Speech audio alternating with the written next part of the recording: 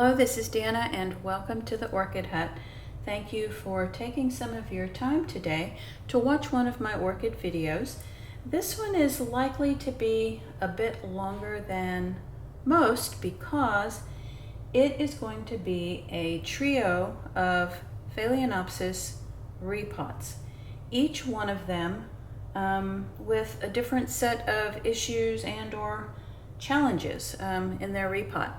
So what I think I will do here is I will, at the beginning of the video here, just kind of show you each plant that I intend to repot. And when I edit this video, I will put the timestamp on the screen so that you know when the repot for that particular orchid begins. So if, for example, you want to just skip to the end and watch the last repot, you can do that. If you want to watch the one in the middle, you can skip to the one in the middle, or you can just start at the beginning and watch all three. Okay, so 'tis the season for Phalaenopsis Repots.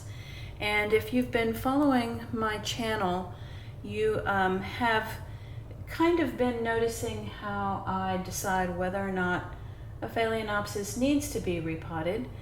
First of all, you know, if it's been in the same media for 2 years, I simply do just really try to repot it after it's finished blooming, because I know the media is breaking down at that point and it needs a fresh start for the growing season and for the next blooming season. Sometimes I have to repot if it's an orchid that's been recently purchased and it's not in a media that I prefer to grow in. Then I repot the orchid, and if there's otherwise something going on where I think the orchid is struggling and could benefit with some fresh media, then I might choose to repot then.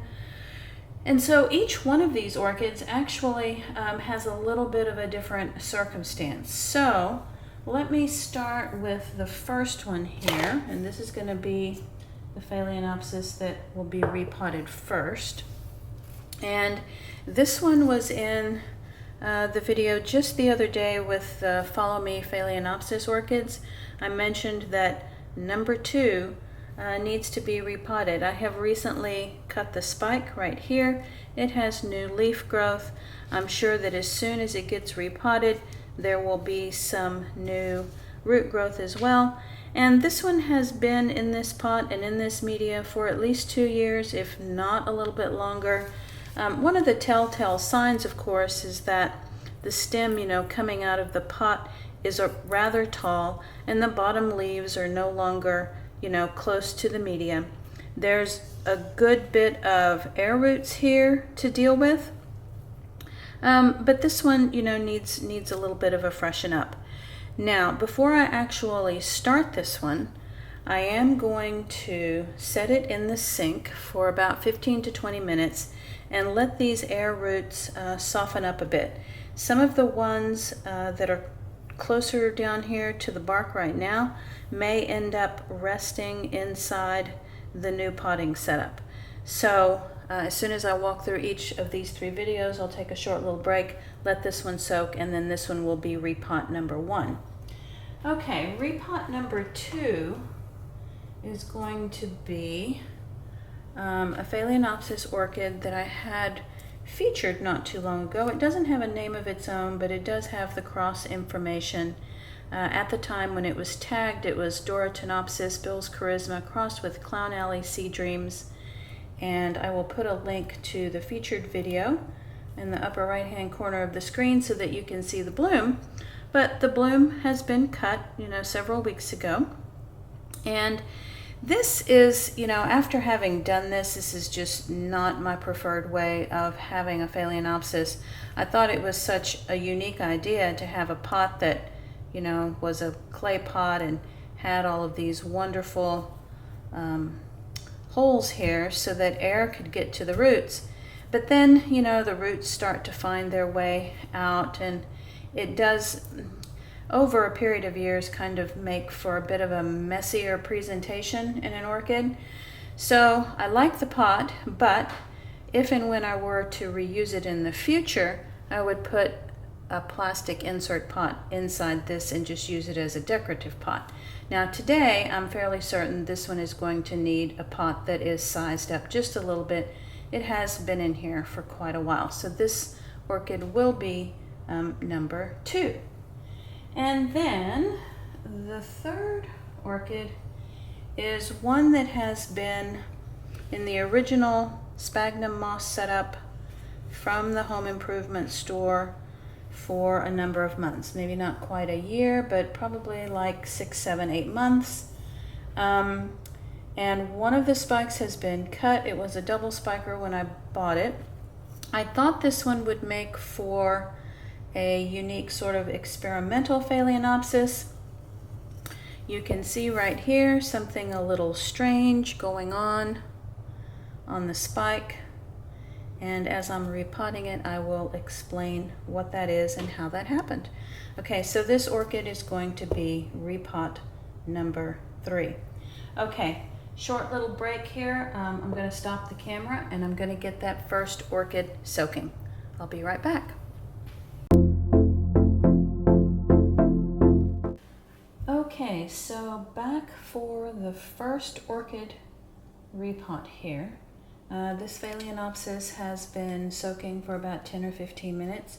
You can tell the air roots now have turned bright green and they are a bit more flexible.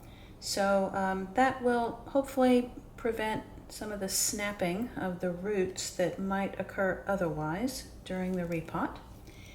And I have, before I start here, I have a selection of pots to choose from because once I clean this root system up, I need to find the best pot fit. I have my fresh media on hand, and as you may have listened to in some of my previous videos, I do use a pre-made mix for Phalaenopsis orchids. I have some cork bark chips to put in the very bottom of the pot that I choose. I have my pruners, and they have already been flamed and sanitized, so I will only need to re-clean the cutters in between the different orchids.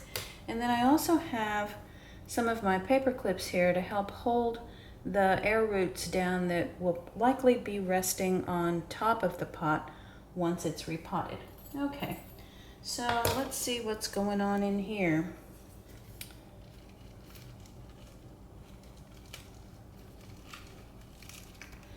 There are a couple of roots at the very bottom that have grown through the drainage holes. Let me show you. So this root right here is holding it back just a little bit from coming out of the pot. So let me push that one in.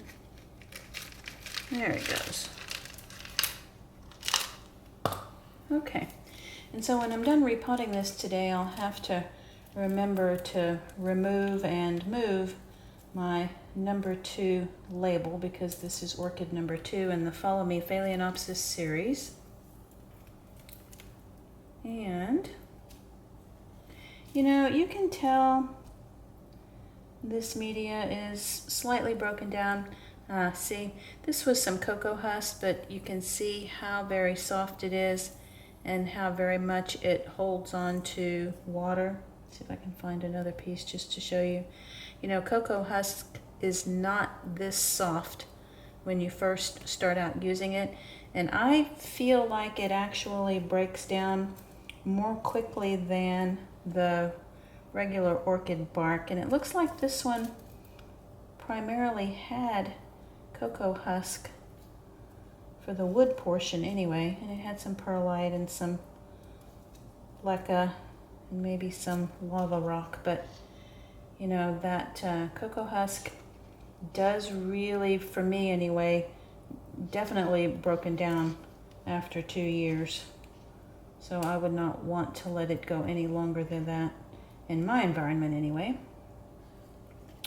Okay, so as I'm working off the old media, you know, the root system here is in pretty good shape.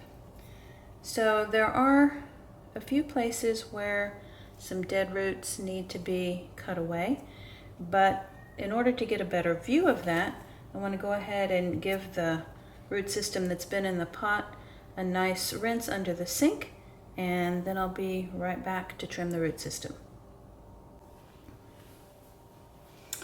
Okay, so back from the sink, and the root system has been rinsed. I also went ahead and cleaned the pot that it came out of really well with warm soap and water. It may be that I end up reusing that pot for a different orchid. When I went out to the garage to get the selection for today's video, I sort of noticed that I was running low on pots, and I don't know how I allowed that to happen, but I may have to start getting creative here with reusing my pots almost immediately.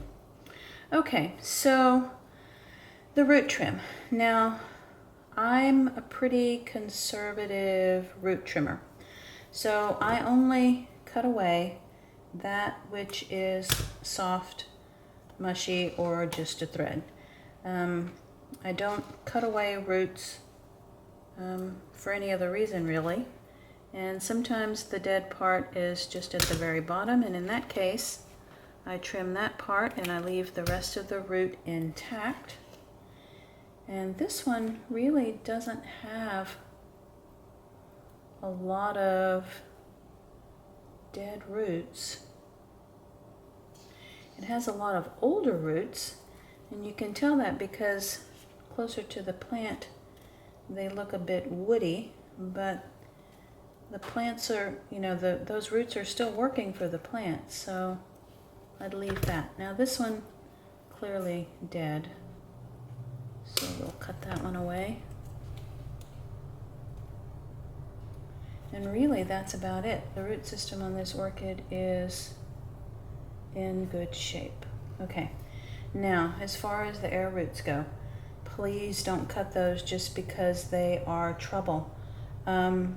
When I repot this in a second, I will show you how to get some of them back inside the pot. And by doing that, if you leave them at the surface of the pot, they have a better chance of surviving. If you bury them deep inside the pot, they may not make it. So just kind of know that ahead of time. Okay, so this root system is, pretty substantial. This orchid pot is a bit more shallow than some, but might actually work well for this orchid. It allows the root system to spread out in the bottom, and it gives me some space because it's a bit wider, and I can probably work in some of those air roots so it's not quite the octopus that it is right now. Okay, so I think I will go with that. So I'm going to start with just some cork pieces in the bottom. And I'm not even going to spray these roots. This orchid has been in my collection for years and years, and there's really not any reason to spray a root system like that. I'm much more concerned about spraying the root systems when they've come from another grower and I'm repotting them for the first time. Okay, so a little bit of media in. Let's see if it's still fitting okay. Maybe a little too much.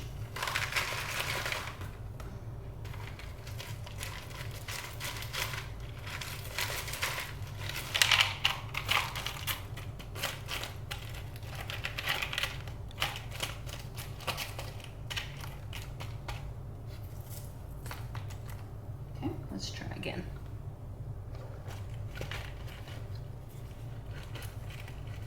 Yes, that is pretty good. Okay, so we can go ahead and begin filling in just so that the plant gets a little bit stabilized and I don't need to hold it up quite as much. This particular pre-made mix from Repotting does have a few strands of sphagnum moss in it, so just tuck those in as they come along.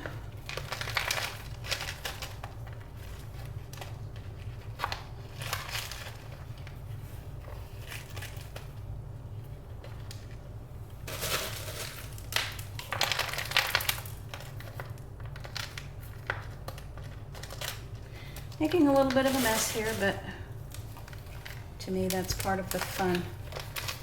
One of the things that I loved, absolutely loved to do when I was a little girl was go outside and make mud pies. Oh my goodness. The mud and the water everywhere. I was one of those kids that did not mind getting dirty outside. And I think maybe the same is true of orchids. If you don't like getting your hands in it, then that's part of the fun removed right from the get-go. Okay. So we're getting close here to the place where we can start thinking about some of these air roots.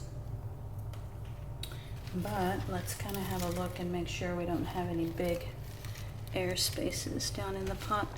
A little bit of an air space right here.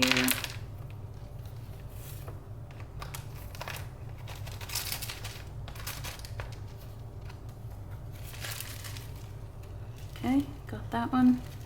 No air spaces there, no air spaces there. Okay, that's looking really good. Okay, now, it's the longer of the air roots that tend to cause the most grief. So the best thing to do is to try to wrap them in the direction that they already prefer to go. And as I was doing that one, I heard a tiny little bit of a snap right there where my thumb is. But that's okay, because that root can still branch and can still support the plant. So you're trying to avoid snapping them, but it does happen even if you soak them. And see, like this one, super long, but it had already snapped a long time ago. So I'm just going to try to work that one in.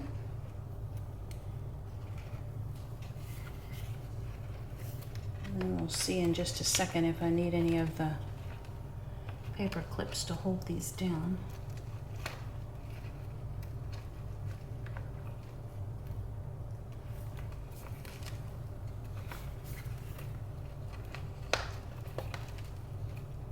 But they aren't cooperating. They're so long that once I wrap them in the pot, they kind of just don't want to snap back out because they're wrapped around so far. Okay.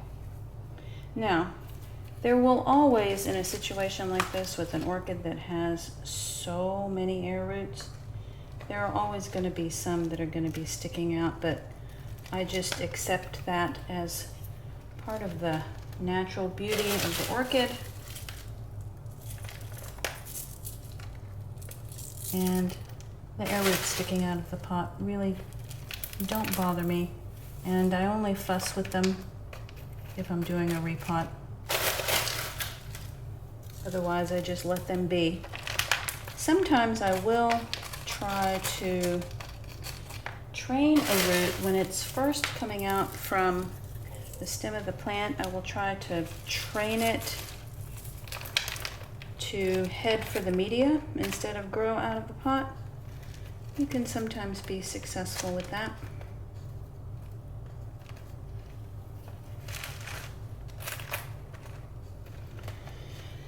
Okay, so in other orchid news, I guess, you know, our weather here still just so flippin' hot. We did have, I would say maybe 2 rain showers, if you could even call it that, because, you know, we were so dry and it rained so very little that I think it evaporated before it even soaked into the ground. So I don't know that the rain that we got was all that helpful in the way of addressing the drought. But, you know, it was what it was. So sprinkler system and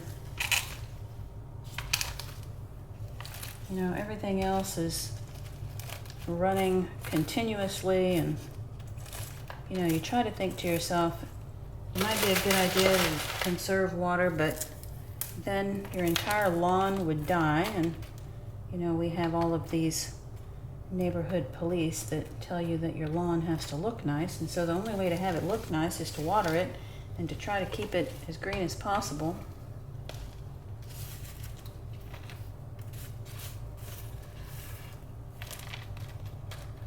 Okay, so this is doing pretty good. Now, those air roots are on the top. Did not even need, a paper clip to hold them down, but they're here, and they may branch for the orchid, in which case, we've done an excellent job of making them more useful for the plant. Okay, so what do you do after you repot? Well, what I do is I try to pull the orchid a tiny bit away from the light source, not deny it light altogether, but maybe a little bit less light than what it was getting previously for a couple of weeks. I do make sure to keep it continually moist, because this bark is very dry and I don't want this orchid to dry out. And I also do not fertilize it for 2 weeks. So a little bit less light, make sure it's kept evenly moist until those roots can adapt to this new potting setup, and no fertilizer for a couple of weeks. And then the expectation is that this leaf will take off and grow and new roots will develop in the bottom of the pot. Okay, that's Phalaenopsis Repot number 1. Take a little break, clean this up, and I will be back with orchid number 2. Okay, so Phalaenopsis Repot number 2. Before I started, I cleaned up from the previous repot. I have reflamed my cutters, made sure that I have enough media to work with, and a couple of pots to choose from. And let's see what's happening in here. Now, these roots that have grown through, well, these are dead. But there is one root right here that has grown through. It has snapped though, so if that one breaks when I pull it out of here, it's really not that big of a deal. The bigger problem, I'm afraid, is that this orchid has attached to the inside of the clay pot. Well, and that was glued, but no more.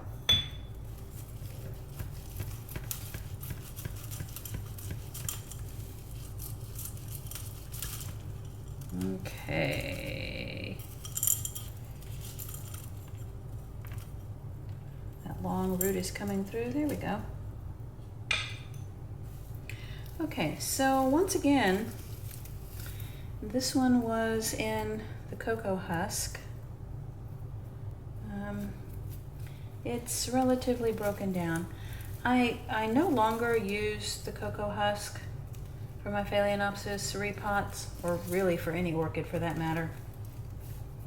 I discovered, a while back that it seemed to break down more quickly than orchid bark, but some of these orchids that haven't been repotted in 2 years are still in that older cocoa husk setup. So I find it from time to time when an orchid has not been repotted for a while. And again, really pretty decent root system here. There are some roots to trim off, but I'll go ahead and rinse this one under the sink, get this old media cleaned up, and then I'll be back to choose a pot for this one.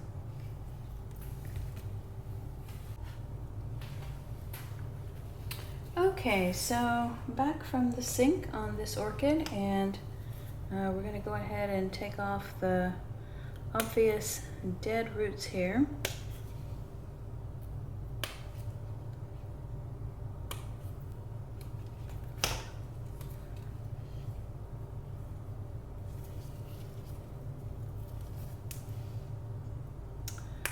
A couple of other things that are going on in the orchid garden that I can mention as I'm doing this is I believe my Brassivola nodosa is getting a bud for the very first time. It was a small plant when I purchased it, and so I do believe I see evidence of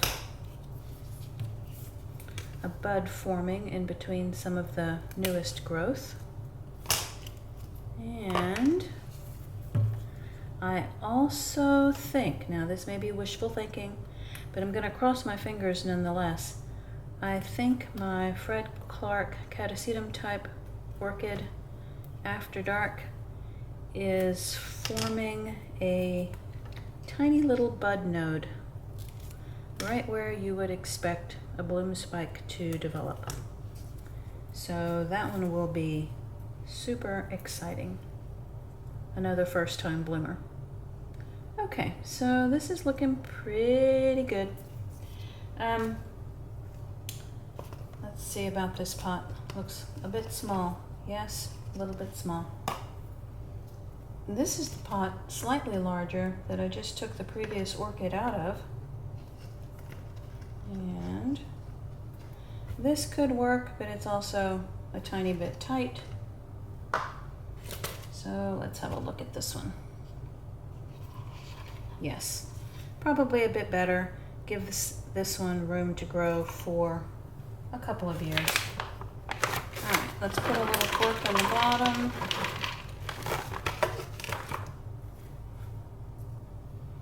Again, no reason really to spray these roots. You know, this one's been in my collection for many years. I don't see any reason to spray it.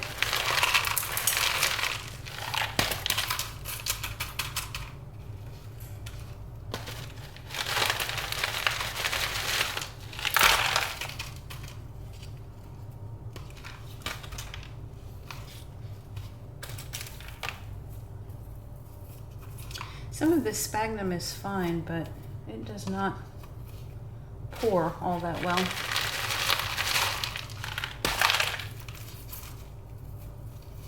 And I really don't care for it being at the very tippy top of the pot, because even indoors it can sometimes promote a little bit of algae growth. And or kind of a white mold situation seems to be a little bit more attractive to sphagnum moss that's resting on top of the pot.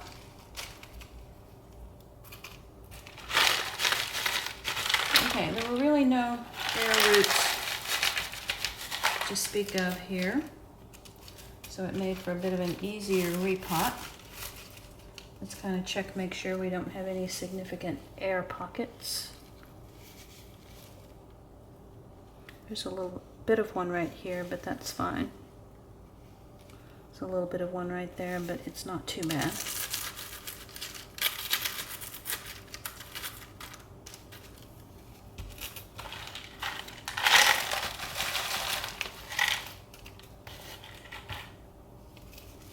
Okay, so that is looking pretty good.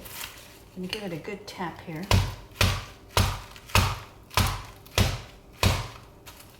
Let some of that bark settle.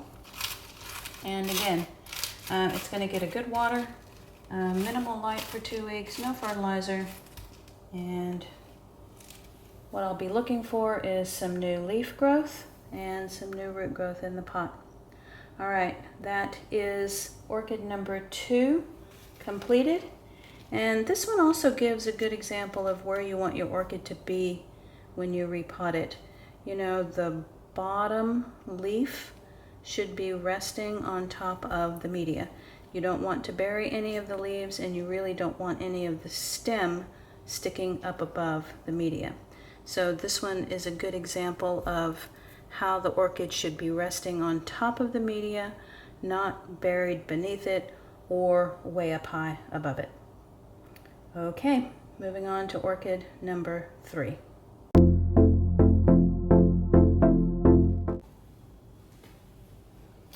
Okay, the final orchid repot. This is a Phalaenopsis long pride heli. It is sort of a pink color, light pink color. When I purchased it a while back at a home improvement store, it had two spikes. One was cut quite a while ago because it just was yellowing and dying back. I was attempting to do an experiment here with keiki paste to develop a keiki, and I will tell you this is not how it is supposed to look when it's developing a keiki. This node was confused by the keiki paste and could not decide whether to produce a bloom spike or whether to produce a leaf, and so this is a bit of a deformed attempt at creating a keiki. So it's really not worth saving at this point. And in addition to that, the rest of the spike is dying back. And when you attempt to grow a keiki with keiki paste, it is much better if the spike remains green for the duration of that keiki's development. I actually started the keiki paste on this one a bit late. It's generally advisable to start it before the blooms start to wilt. Okay, so because this is not going to do as it was intended, I'm gonna pull this moss back and decide where to cut this. There is a node very, very close down here to the base of the plant, so I'm gonna cut right above that. And now it is a matter of getting this sphagnum moss off of here so we can pot this orchid how I have my other Phalaenopsis orchids potted. There was sphagnum moss wrapped around the outside, and then there was a core of sphagnum moss on the inside. Oh, wonderful. And I have to tell you that this orchid was becoming a bother. I was having to take care of it differently from all of my others because the moisture retention of all of this packed sphagnum moss was very unpredictable. Didn't know whether it was wet, didn't know whether it was dry. And, you know, for that reason, once your collection gets larger and, you know, every time you have an orchid that requires more checking in on, more babying, more caution, more, you know, a little bit more of everything. You just have to kind of ask yourself, is that really what you want to be doing? And in this case, you know, this Phalaenopsis is not one that I consider to have any kind of gorgeous bloom. It's, in my view, just a very ordinary Phalaenopsis.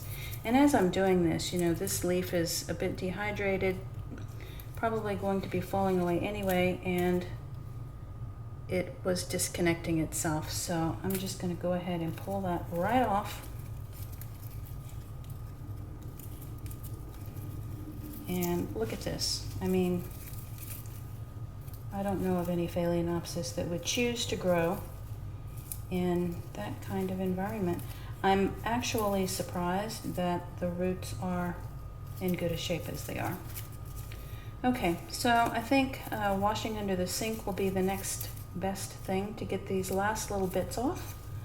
So I'll take a break and go do that, get this cleaned up, and I'll be right back.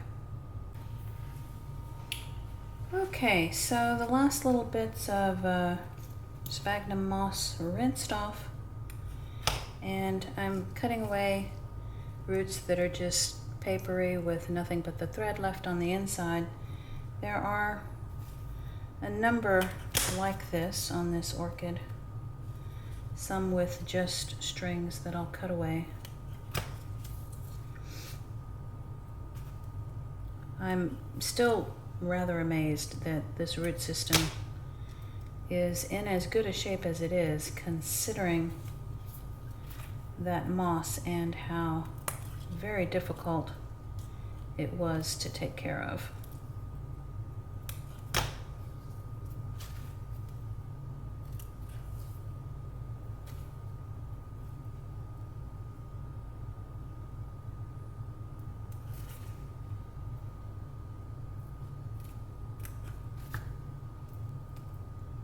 Okay, now this one I will be spraying with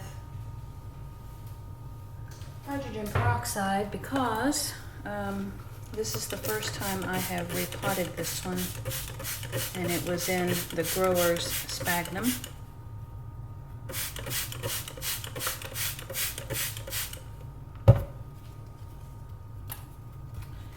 And let's see if one of these pots will work. I do believe this will be just fine. Okay, so you always want to fit the pot to the root system. So we'll put just a few pieces of cork in the bottom, although for such a small pot, it's not as necessary. Get a little bit of bark down in the bottom. And this one will be taken care of here in short order.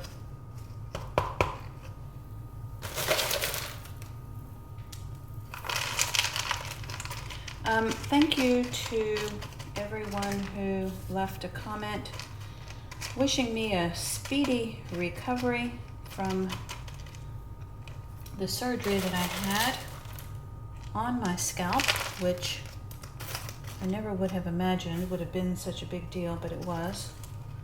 I am much more on the road to recovery now, and I can even see for myself that this whole episode will heal in time. Although, I think I am going to become a much bigger fan of hats for a while. Especially with the heat that we have around here. It is not only very uncomfortable, but I definitely do not need the UV exposure.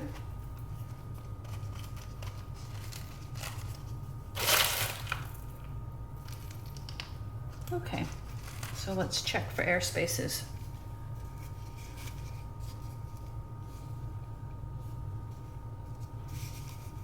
A little bit of one right here, but not too bad. Give it a good tap.